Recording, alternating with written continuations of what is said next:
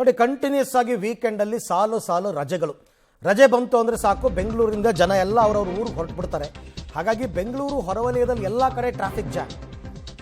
ರಜೆ ಹಿನ್ನೆಲೆಯಲ್ಲಿ ಬೆಂಗಳೂರಿನಿಂದ ಊರುಗಳತ್ತ ಹೊರಟಿದ್ದಾರೆ ಜನ. ಇವತ್ತು ಮೇ ಡೇ, ಗವರ್ನಮೆಂಟ್ ಹಾಲಿಡೇ ಇದೆ. ಶನಿವಾರ ಭಾನುವಾರ ಬೆಂಗಳೂರು ಸಂಪರ್ಕಿಸುವ ಎಲ್ಲ ಕಡೆಯಲ್ಲೂ ಟ್ರಾಫಿಕ್ ಜಾಮ್. ನೆಲಮಂಗಲ ಬೆಂಗಳೂರು ಹೆದ್ದಾರಿ ಟ್ರಾಫಿಕ್ ಜಾಮ್ ಆಗಿದೆ. ನೆಲಮಂಗಲ ಮೈಸೂರು ಬೆಂಗಳೂರು ಮೈಸೂರು ಎಕ್ಸ್ಪ್ರೆಸ್ ವೇ ಕೂಡ ಜಾಮ್ ಆಗಿದೆ. ಟೋಲ್ ಹತ್ರ ಇಲ್ಲ, ಮಂದಗತಿಯಲ್ಲಿ ವಾಹನ ಸಂಚಾರ. ಟೋಲ್ ಬಳಿ ದೊಡ್ಡ ದೊಡ್ಡ ಲೈನ್ಗಳು. ಬೆಂಗಳೂರು ಬಿಟ್ಟು ಬೇರೆ ಬೇರೆ ಊರುಗಳತ್ತ ಅವ್ರವ್ರ ಊರಿಗೆ ಹೋಗ್ತಾ ಇದ್ದಾರೆ ಜನ. ಸಹಜವಾಗಿಯೇ ಟ್ರಾಫಿಕ್ ಜಾಮ್ ಎಲ್ಲ ಕಡೆಯಲ್ಲೂ ಕೂಡ. ದೃಶ್ಯಗಳು ತಾವೀಗ ನೋಡ್ತಾ ಇದ್ದೀರಾ. ಒಂದು ಕಡೆ ನೆಲಮಂಗಲ, ಸುಮಾರು ಒಂದು 22 ಜಿಲ್ಲೆಗಳಿಗೆ ಸಂಪರ್ಕಿಸುವಂತಹ ರಸ್ತೆ ಅದು. ಮತ್ತೊಂದು ಕಡೆ ಮೈಸೂರು ಬೆಂಗಳೂರು ಹೈವೇ, ಆ ಟೋಲ್ ಹತ್ರ ಬರುತ್ತೆ. ನಿಮಗೆ ಟೋಲ್ ಸಿಗುತ್ತಲ್ಲ, ಆ ಟೋಲ್ ಹತ್ರ ನೋಡಿದ್ರೆ ಫುಲ್ಲು ಆ ಫ್ಲೈಓವರ್ ತುಂಬ ವೆಹಿಕಲ್ ನಿಂತಿವೆ.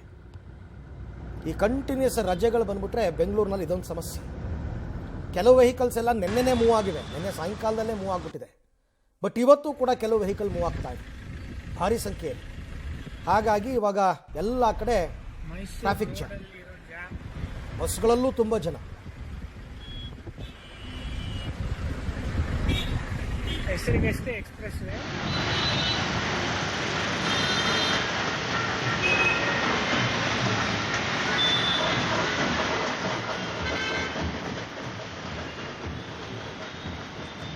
ಒಂದು ಕಡೆ ಮೈಸೂರು ಬೆಂಗಳೂರು ಎಕ್ಸ್ಪ್ರೆಸ್ ವೇ, ಅದು ಹೆಸರಿಗಷ್ಟೇ ಎಕ್ಸ್ಪ್ರೆಸ್ ವೇ. ನೋಡಿ ಅಲ್ಲಿ ಜಾಮ್ ಹೆಂಗಾಗಿದೆ ಅಂತ.